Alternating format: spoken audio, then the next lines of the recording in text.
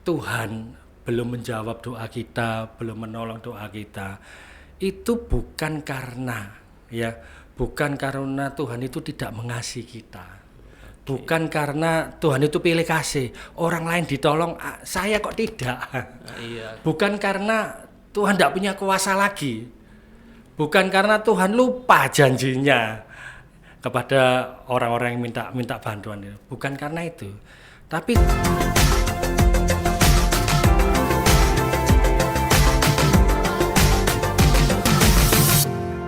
Pondok Cerita. Shalom sahabat cerita dimanapun Anda berada, senang sekali saya Gere Geraldo kembali hadir di hadapan Anda. Dan kali ini kita kehadiran sosok yang begitu istimewa, seorang pelayan Tuhan, hamba Tuhan yang datang dari tempat yang jauh. Tidak berlama-lama lagi, mari kita sambut Pendeta Bobby Gunawan. Shalom Pak. Shalom, selamat siang. Selamat siang. Apa kabar nih Pak, sehat? Baik-baik, semua karena kemurahan Tuhan. Luar biasa, senang sekali lihat senyum Bapak, auranya positif sekali hari ini. Oke, Pak, seperti pepatah berkata tidak dikenal tidak disayang. Itu yang selalu saya sharing kepada semua narasumber saya sebelum memulai podcast. Nah Pak, boleh tahu enggak latar belakang dari seorang Pendeta Gunawan itu seperti apa? Ya.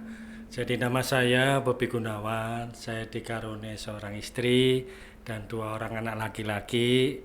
Saya saat ini dipercaya Tuhan untuk mengembalakan di Gereja Pantekosta Isa Masih Jemaat Kasih Karunia Surabaya. Wow, Surabaya ya, Iya, benar ya, Jawa Timur. Iya. Jawa Timur. Nah, oleh kemurahan Tuhan ini saya bisa di Bitung. Ya, ini baru pertama kali. Ini luar biasa berkat dari Tuhan. Luar biasa. Sampai di Bitung, di Manado kapan Pak? Saya Sabtu tanggal 10 siang sudah di Manado. Oke, rencananya sampai kapan Pak? Sampai tanggal 20. Sampai tanggal 20. Iya. Wow, berarti mau jalan-jalan, mau menikmati keindahan kota Manado pasti juga, dan terutama mau pelayanan juga, memberkati banyak orang. Fokus kita utama memang untuk pelayanan ke Manado ini, dan berikutnya Tuhan tambahkan berkat, kita bisa wisata, bisa kuliner juga. Bisa kuliner juga. Tadi juga sempat makan sashimi. Betul. Dari Bitung, luar biasa. Menu-menu yang langka, jarang, yang nikmat. Oke, yang jarang ada di sana ya. Betul. Oke. Nah Pak, berbicara tentang pelayanan nih, sejak kapan sih Bapak mulai memutuskan untuk menjadi seorang hamba Tuhan, melayani Tuhan? Ya. Jadi saya dilahirkan dari keluarga orang Kristen, ya. Jadi orang tua saya memang sudah Kristen, tapi orang tua saya, saudara famili dari orang tua saya tidak ada yang punya gereja yang jadi gembala sidang.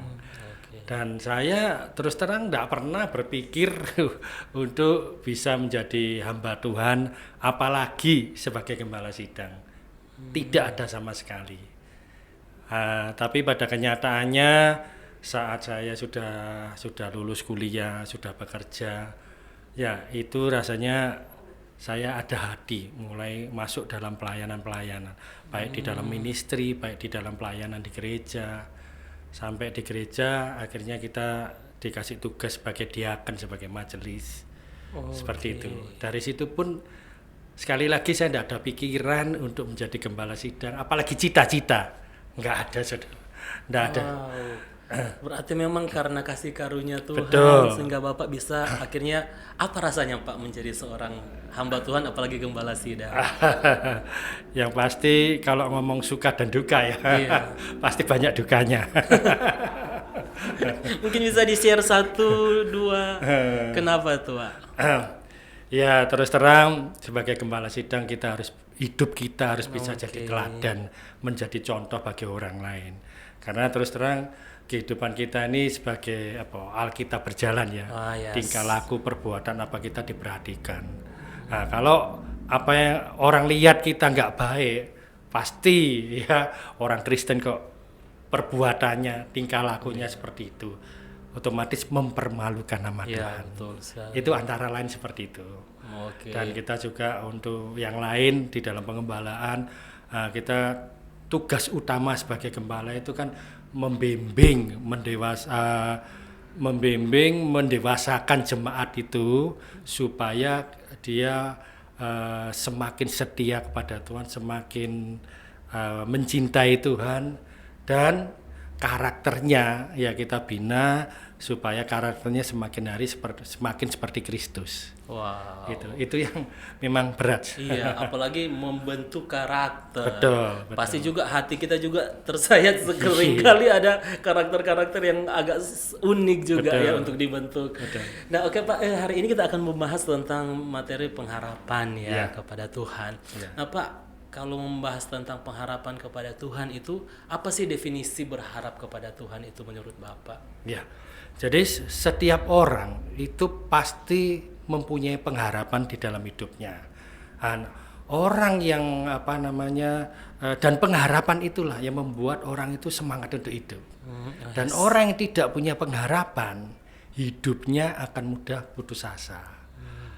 Ada orang yang punya pengharapan ya untuk memuaskan hawa nafsunya. Oke. Ada orang yang punya pengharapan ya supaya hidupnya berarti bagi orang lain. Ada orang yang punya pengharapan supaya hidupnya bisa menyenangkan hati Tuhan. Itu. Di Amsal 10 ayat 28 itu dikatakan pengharapan orang benar yaitu orang yang hidupnya benar menjadi sukacita, bahagia, sejahtera. Dan harapan orang fasik itu orang hidupnya tidak benar, orang hidupnya menuruti hawa nafsu, itu dikatakan menjadi sia-sia. Oke. Jadi namanya pengharapan itu adalah suatu keinginan, suatu harapan yang belum tentu terjadi. Ya kan? Iya, Namanya harapan, pengharapan belum tentu terjadi. Jadi untuk bisa merealisasikan pengharapan atau mewujudkan pengharapan menjadi kenyataan tentu membutuhkan waktu, membutuhkan proses. Berapa lama waktu yang dibutuhkan? Ya ini setiap pengharapan membutuhkan waktu yang tidak sama, berbeda-beda. Setiap pengharapan membutuhkan waktu yang berbeda-beda. Ya. Oke. Setiap pengharapan membutuhkan waktu yang berbeda. Kenapa kalau berbicara mengenai pengharapan, kan ada juga firman Tuhan bilang berbicara mengenai berharap kepada manusia, terkutuklah. Iya. Nah, kenapa sampai firman Tuhan sekeras itu, Pak, mengatakan bahwa kalau kita berharap kepada manusia itu terkutuk? Ya, jadi ada beberapa orang ya yang berharap kepada manusia, ada yang masih berharap pada ilah lain, ada yang benar-benar berharap pada Tuhan. Yes. Orang yang berharap pada manusia itu di Yeremia 17 ayat 5 dikatakan terkutuklah orang yang berharap, orang yang mengandalkan manusia, orang yang berharap pada manusia. Iya, betul. Yang dimaksud pengertian manusia di sini adalah orang lain. Yang berharap pada orang lain, yang mengandalkan orang lain itu dikatakan terkutuk. Orang lain itu ya bisa anak, saudara, famili, sahabat, tetangga, rekan kerja, rekan pelayanan. Iya, betul. Nah, itu salah satunya bisa mengandalkan orang-orang seperti itu. Maksudnya begini, kita boleh minta tolong pada orang yang kita anggap bisa menolong, bisa membantu kita. Iya. Tapi apa yang dijanjikan orang itu untuk menolong kita itu tidak terrealisasi, tidak terwujud, ya. Terus kita kecewa, terus kita emosi, marah, terus kita mengutuki, ya, mencaci maki orang itu yang menjanjikan dia akan bantu. Kurang ajar, janji-janji aja sampai saat ini ndak ada hasilnya, ndak ada realisasinya. Ngomong tok. Orang yang seperti itu tandanya mengandalkan orang itu, berharap pada orang itu yang berjanji untuk membantu. Itu yang dikatakan terkutuklah. Ya, karena apa yang diomongkan orang itu enggak segera terrealisasi, terus orang itu marah-marah, ya, mangkel, benci sama orang itu. Itu yang dikatakan terkutuklah. Contohnya begini. Saya butuh sepeda motor. Saya pengen beli sepeda motor. Cuma saya belum bisa beli karena belum ada uang. Nah, terus contoh ya. Iya. Terus saya sempat curhat ke Pak Geri.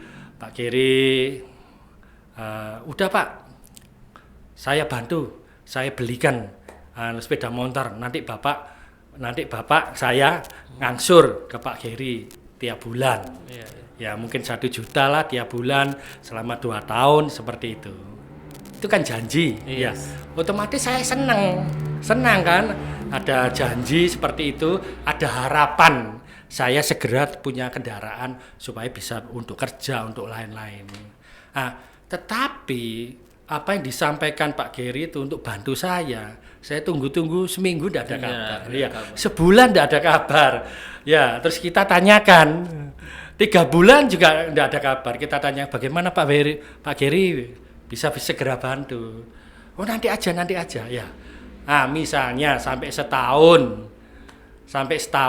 ya itu tetap tidak terrealisasi, bantuan itu nggak terjadi. Terus saya marah, saya benci sama Pak Geri, saya tidak mau ketemu lagi apa. Itu loh maksudnya mengandalkan orang lain, berharap pada orang lain. Tapi kalau Pak Geri janji kepada saya, oh ya Pak, terima kasih, Tuhan memberkati ya. Jadi terrealisasi, tidak terrealisasi. Kalau terrealisasi ya tentu kita puji Tuhan, haleluya, seneng ya. Yes. Tapi kalau tidak terrealisasi, saya tetap bersyukur, saya tetap berterima kasih kepada Tuhan. Ya, berarti saya tidak mengandalkan orang itu. Jadi Pak Geri berjanji sama saya, ya udah terima kasih, nanti dikasih, dibantu apa enggak, ya sudah, saya tidak terlalu memikirkan. Nah itu tidak berdosa. Gitu. Ya karena apa? Kita harus yakin dan percaya ya. Kalau misalnya Pak Geri janji kepada saya tidak dipenuhi, saya tetap tidak sakit hati, saya tetap bersukacita, ya. Berarti saya mengandalkan Tuhan dan saya percaya kepada Tuhan. Saya percaya kepada Tuhan bahwa Tuhan itu sanggup melakukan segala perkara.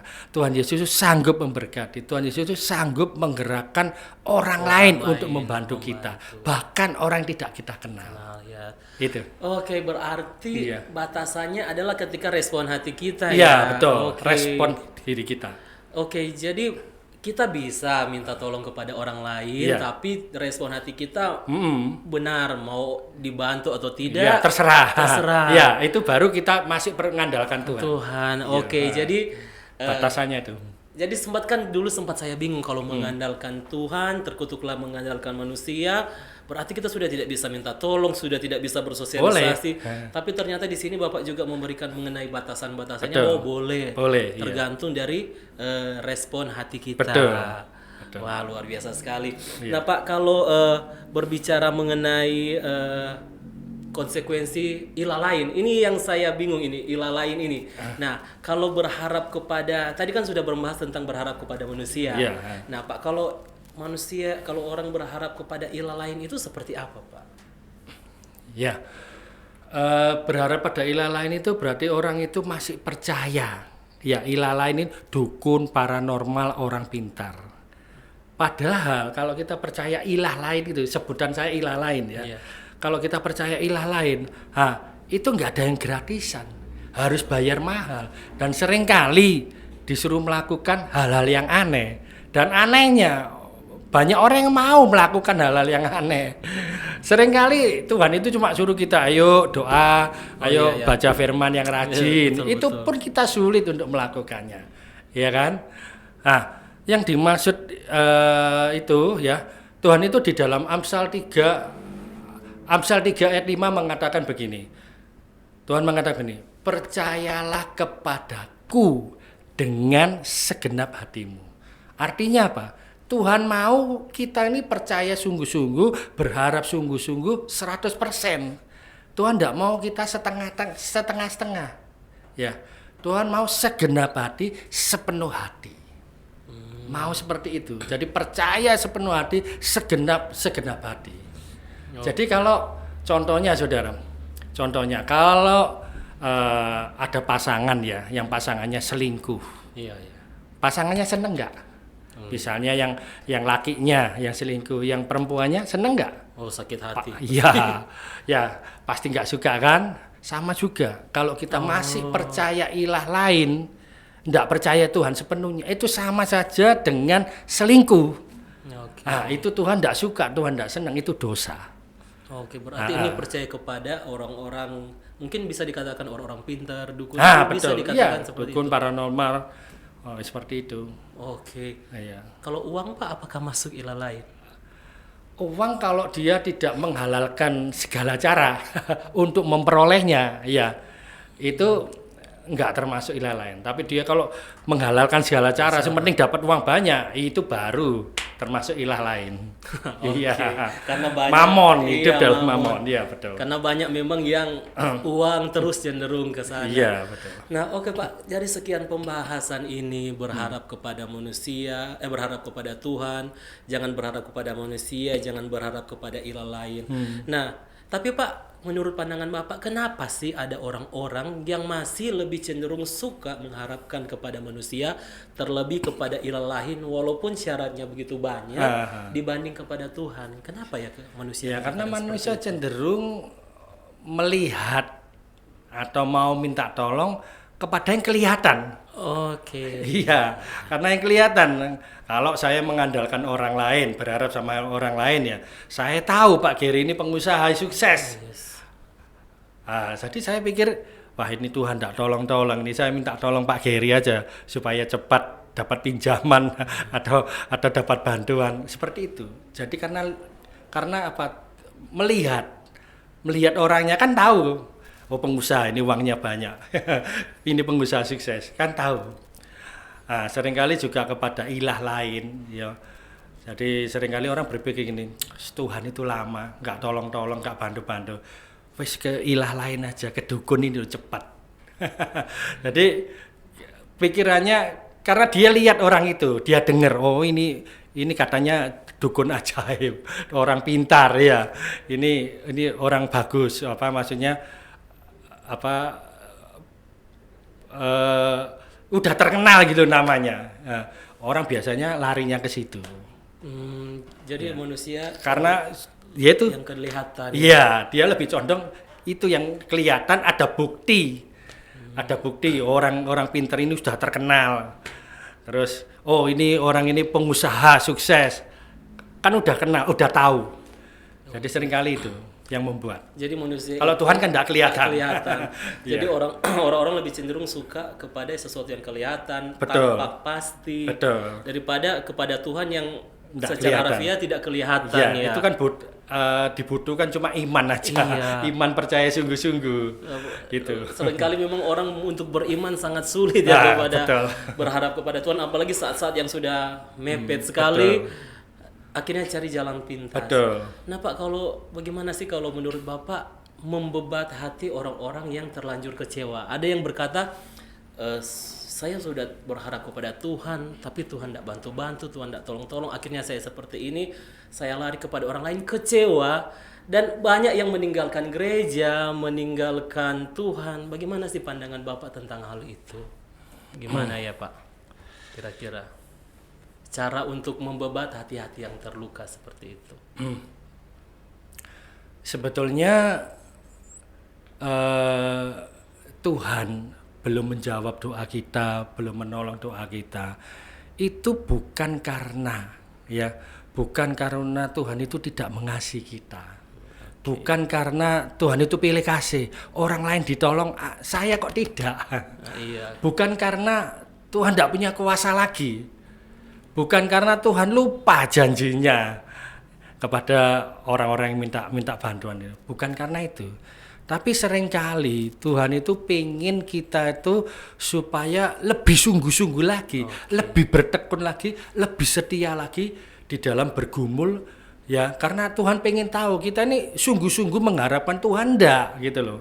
Karena banyak kan yang cuma berdoa setelah diberkati Lupa. dia meninggalkan Tuhan, menikmati berkatnya, bukan menikmati sumber berkatnya. Oke. Seringkali seperti itu, dan mungkin juga karena belum waktunya Tuhan untuk menyatakan kuasa dan mujizatnya untuk menolong orang tersebut. Iya. Ya, karena karena bagi kita pengennya ya kan instan. selesai berdoa, amin, berkat itu ada di depan kita. iya, betul. Pengennya begitu Iya. instan. Tapi nggak bisa dengan Tuhan. Ya, nggak bisa. Tuhan itu tahu kapan waktu yang terbaik untuk menolong kita, untuk memberkati kita. Jadi itu. Jadi yang kedua itu ini ada waktu Tuhan untuk menolong kita, dan waktu Tuhan itu adalah waktu yang terbaik, yang terindah. Yes. Tepat pada waktunya. Tuhan itu indah bagi kita. Oke, Iya. berarti harus dibutuhkan kesabaran, harus Ya. dibutuhkan kedewasaan, dan kayaknya dibutuhkan juga pendampingan untuk yang seperti itu ya. Betul. Untuk bisa memahami memang waktu Tuhan adalah yang terbaik. Betul. Karena mungkin kalau Tuhan tolong kasih berkat saat itu, justru berkat itu yang akan membuat hidupnya jauh dari Tuhan. Betul. Wah, luar biasa. Saya Ya. banyak dibukakan hal-hal seperti Ya. ini. Karena memang akhir-akhir ini juga kita tahu bersama keadaan sulit, Betul. butuh iman untuk bisa bertahan di dalam Tuhan. Ya, betul. Nah, Pak, kalau begitu bagaimana sih, Pak, supaya kita tidak lagi berharap kepada orang lain, tidak lagi berharap kepada ilah-ilah yang lain, dan fokus kita kepada Tuhan. Mungkin ada tips-tips dari Bapak supaya kita tetap fokus kepada Tuhan dan berharap kepada Tuhan. Ya. Di Yeremia 17 ayat 7 kan dikatakan, diberkatilah orang yang mengandalkan Tuhan, orang yang menaruh harapan pada Tuhan. Jadi orang yang mengandalkan Tuhan, orang yang menaruh harapan pada Tuhan pasti diberkati, pasti dipulihkan, pasti disembuhkan, pasti ditolong. Janji Tuhan ya dan amin, pasti itu saudara, bukan moga-moga. Oke. Ya, pasti itu. Berarti memang harus butuh iman ya. Betul. Seperti Bapak juga bilang tadi, harus ada kesungguhan dengan Tuhan. Oke. Nah, Karena Pak, begini, saya tambahkan Oke. ya. Karena begini, apapun masalah persoalan pergumulan kita, ya, mungkin kita merasa, aduh Tuhan, kok rasanya bebanku makin berat, makin susah, hidupku makin menderita, Iya. ya. Seringkali itu yang membuat goyah iman kita, nggak percaya sama Tuhan, ya, membuat kita goyah, nggak percaya. Masa bisa sih Tuhan menolong aku? Masa bisa sih Tuhan memberkati aku? Ya, dalam keadaan seperti itu, biarlah kita tetap berharap pada Tuhan. Karena apa? Pengharapan di dalam Tuhan dikatakan tidak pernah mengecewakan. Pengharapan di dalam Tuhan tidak pernah sia-sia. Kenapa? Karena rancangan Tuhan, rencana Tuhan pada hidup kita, itulah hari depan penuh pengharapan, penuh damai sejahtera. Wah, luar Itu biasa. saudara. Nah, Pak, ya saya ingin Iya. tanyakan lagi nih, Iya. ini pertanyaan. Nah, Pak, apakah perbuatan dosa kita bisa menghalangi rancangan Tuhan di dalam hidup kita? Bisa menghalangi pertolongan Tuhan dalam hidup kita? Betul, bisa. Karena di dalam Yesaya 59 ayat 2 itu dikatakan yang menjadi penyebab pemisah antara kita dan Tuhan itu adalah segala dosa kita, segala kejahatan kita. Itu penyebabnya penghalang berkat itu. Nah, kalau kita tetap mengandalkan Tuhan, mau diberkati, berarti hidup kita harus benar. Hidup kita harus benar sesuai firman Tuhan, hidup kita harus semakin seperti karakter Kristus. Oke. Seperti itu. Berarti kalau melihat ada orang yang mengeluh, doanya tidak dijawab, pengharapannya kepada Tuhan seperti sia-sia, seringkali harus dicek dulu apakah Iya, hidupnya betul. benar-benar sudah benar dengan Iya. Tuhan, atau masih ada perbuatan-perbuatan dosa yang senantiasa dia lakukan ya, Pak. Betul. Jadi kita harus jadi jangan kalau kita doa tidak dijawab terus menyalahkan Tuhan. Ya, kita harus cek introspeksi diri kita. Apakah di dalam kehidupan kita ini masih ada dosa, masih ada kejahatan, masih ada kesalahan sehingga hidup kita tidak berkenan bagi Tuhan. Kita harus cek seperti itu. Oke. Jadi kadang-kala Tuhan sudah mau memberkati, tetapi ada pemisah yang memisahkannya, itu perbuatan dosa yang kita lakukan. Ya, nah itu bisa kita bisa kembali bersekutu lagi dengan Tuhan, yaitu dengan cara kita harus mengakui segala dosa kesalahan kita, apa yang kita buat. Kita harus ngomong, ya harus kita akui segala dosa kesalahan kita. Setelah itu kita harus bertobat, Ya, bertobat itu berjanji tidak akan melakukan perbuatan dosa itu lagi. Terus minta ampun, Tuhan ampuni segala dosa, segala kesalahan, segala apapun yang terjadi, ya. Setelah itu menerima Tuhan sebagai juru selamat di dalam kehidupan kita. Kita hidup sesuai firman Tuhan, hidup kita semakin berkenan bagi Tuhan, hidup kita semakin menyenangkan hati Tuhan, hidup kita bisa semakin memuliakan nama Tuhan. Itu prosesnya harus itu, baru nanti Tuhan akan menyatakan kuasa dan mujizatnya, akan memberkati setiap kehidupan kita. Oke, berarti ke dalam dulu kita, harus perbaiki dulu kerohanian kita, hidup kita yang benar di hadapan Tuhan, baru Bapak di surga akan memberkati anak-anaknya. Wah, luar biasa Pak. Ini kita sudah masuk di sesi-sesi terakhir. Saya senang sekali bicara dengan Bapak, sharing dengan Bapak. Nah Pak, mungkin ada closing statement atau ada pesan kepada sahabat cerita yang menonton kita pada saat ini, bagaimana supaya kita tetap kuat di dalam Tuhan dan mengandalkan Tuhan tanpa mengandalkan manusia dan ilah-ilah lain. Mungkin silakan Pak, pesan kepada sahabat cerita. Ya, Tuhan kita itu adalah satu-satunya pengharapan di dalam setiap kehidupan kita. Ya, jadi apapun masalah, persoalan, tantangan apapun yang terjadi, biarlah kita tetap percaya, tetap berharap pada Tuhan. Yaitu tadi, karena kita punya Tuhan yang dahsyat, hebat dan luar biasa, sanggup melakukan semuanya di dalam setiap kehidupan kita. Dan kita harus yakin percaya, Tuhan pasti memberikan yang terbaik di dalam setiap kehidupan kita.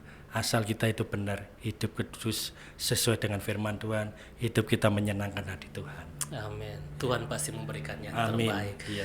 Oke, nah Pak, senang sekali saya bisa berbicara dengan Bapak. Dan Pak, kalau boleh tahu harapan Bapak ke depan untuk kehidupan Bapak, pelayanan Bapak seperti apa ke depannya nanti?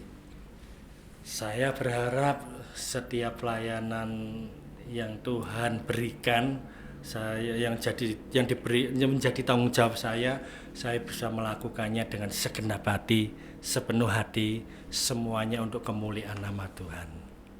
Oke, luar biasa. Yeah. Oke Pak, dan terima kasih Bapak sudah hadir di sini. Saya yakin dan percaya teman-teman Pondok Cerita pasti diberkati juga. Saya juga diberkati mendengarkan kesaksian dari Bapak, dan saya semakin teguh di dalam Tuhan, pastinya lewat pengharapan kepada Tuhan. Dan kalau diundang lagi jangan bosan-bosan datang ke Manado ya Pak. Terima kasih dengan senang hati. Dan juga salam untuk jemaat yang ada di sana di Surabaya. Oke Pak. Siap ya. Saya juga mengucapkan terima kasih, mendapat kehormatan ya untuk bisa mengikuti podcast di Pondok Cerita. Ini sekali lagi yang pertama. Iya, ini yang Bapak. Luar biasa. Oke, terima kasih karena Bapak mau untuk hadir di sini untuk yang pertama kalinya ya untuk podcast seperti ini. Oke, terima kasih Pak. Oke, dan sahabat cerita, demikianlah perbincangan kita bersama Bapak Pendeta Bobby Gunawan, dan saya yakin dan percaya teman-teman saat mendengarkan podcast ini yang mulai lemah mungkin pengharapannya kepada Tuhan dikuatkan kembali, dan jangan lupa untuk memperbaiki kehidupan kita supaya kita lebih dekat dan lebih karib dengan Tuhan Sang Pencipta. Dan bagi sahabat cerita yang mau mengirimkan permohonan doa, bisa kirim di nomor yang ada di bawah ini. Akhirnya saya Gere Geraldo beserta Pendeta Bobby pamit dari hadapan teman-teman semua, dan sampai jumpa di podcast selanjutnya. Tuhan Yesus memberkati. Selamat.